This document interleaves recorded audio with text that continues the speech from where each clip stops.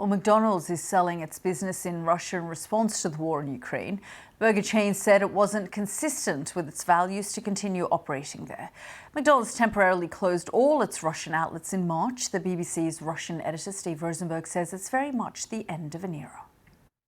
Well, McDonald's had temporarily shut its restaurants across Russia back in March. That's when a lot of international companies and global brands had suspended their operations. The fact that McDonald's has now come out and said, look, that's it, we're selling up, we're pulling out, I think that is recognition of the reality, really, that things are not going to return to normal here, that what the Kremlin calls its special military operation, what most of the world calls Russia's war, has changed things long term. So McDonald's issued a statement in which it said that owning a business in Russia was no longer tenable or consistent with McDonald's values.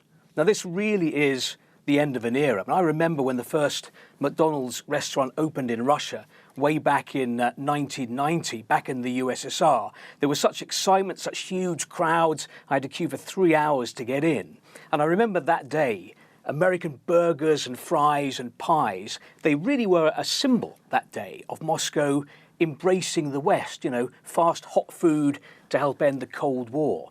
But fast forward 32 years, things have changed, and basically Russia and the West have lost their appetite for one another because Russia's offensive in Ukraine has sparked international condemnation and sanctions, and the Kremlin accuses the West of threatening Russia.